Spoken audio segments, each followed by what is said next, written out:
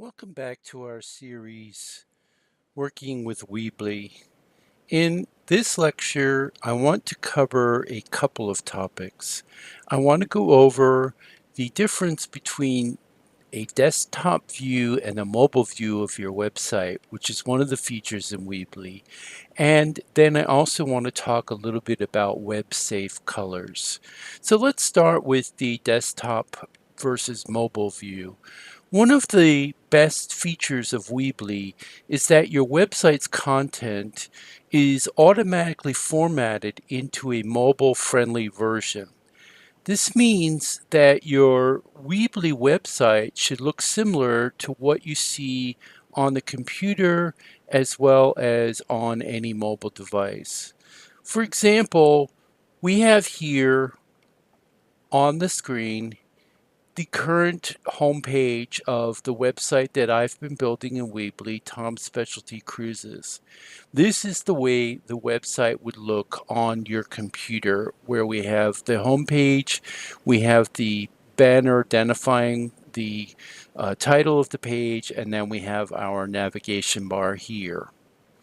Now let's look at what that same website looks like on my iPhone. Here we see the website name tkiddie.weebly.com, and then instead of having the banner at the underneath the picture, it's up at the top, and then the picture comes below with the text, and then we have this menu bar here, or navigation bar, with 3 lines, and if I click on that bar, then I get to the navigation panel, which shows as a pull down menu here in my on my cell phone. So it contains the same content, it's just organized a little bit differently to be mobile friendly. One of the cool things about Weebly is that the mobile view is generated automatically, and there's no special code to install or any formatting to do. Once you publish your Weebly website, it will be ready. It will already be optimized for mobile viewing. And if we go back to Weebly in edit mode, as we have here on the screen, we also have a feature that allows you to view from your computer what the site will look like on a mobile device. If you look up here on the top menu bar, you see this button called Device Switcher. It's currently set to desktop, but if I switch it to mobile, then you get a view of the uh, um, of your mobile, what the web page will look like on your mobile phone, and clicking on this gives me the same menu that I showed you in the previous version. So you can test how your website is going to look, desktop versus mobile, very easily with just this device switcher button.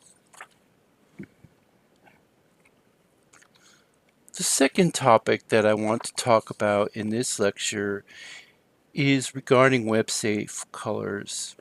As we discussed in English 412 Information Design 1, web-safe colors are colors that are generally said to appear the same across all platforms.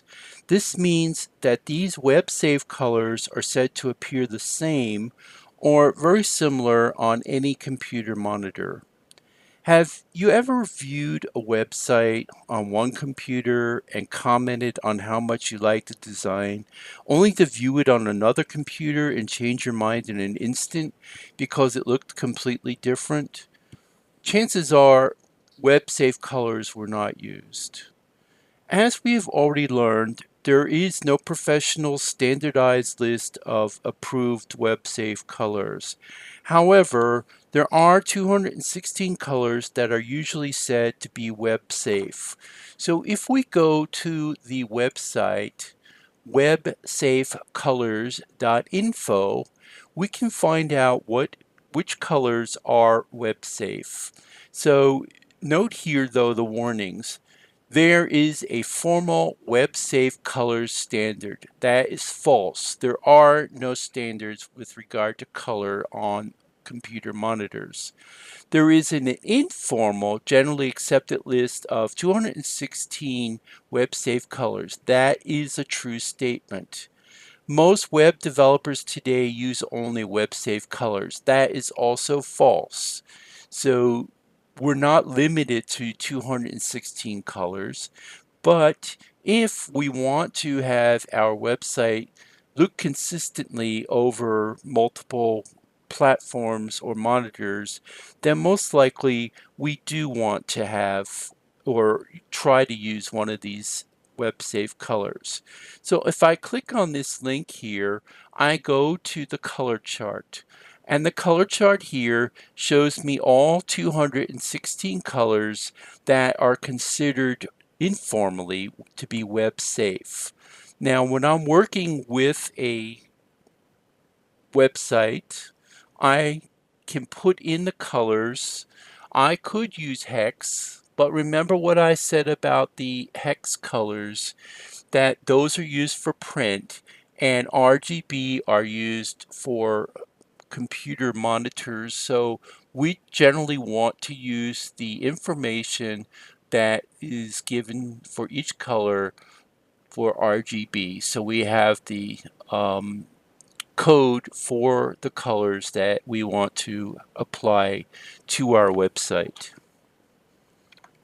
So as you're designing your website, you may want to implement some of these colors into the overall design of your website. For example, you might find a web-safe color that complements your website's theme and decide to implement it as the color of your header font.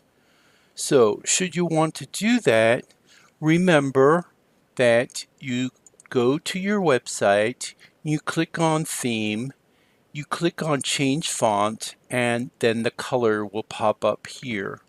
So we can go that way with the color wheel as we've done in the past, or we can put in a code. Now, a minute ago, I just told you that RGB is best for monitors.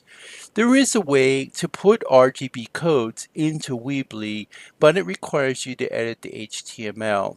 So to keep it simple, we're going to use the color wheel here that allows us to put in the hex code. So what color we want to edit our header here? What color do we want to use that would complement the blue nicely?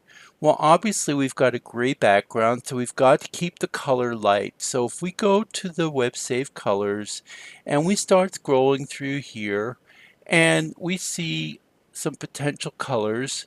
For example, here this blue hex code 0099FF. So if I go back to my website and I enter pound 0099FF and I hit enter, and you see the color is changed here, and then all I need to do is click over here, and now you see that my font for my header now has a web safe color.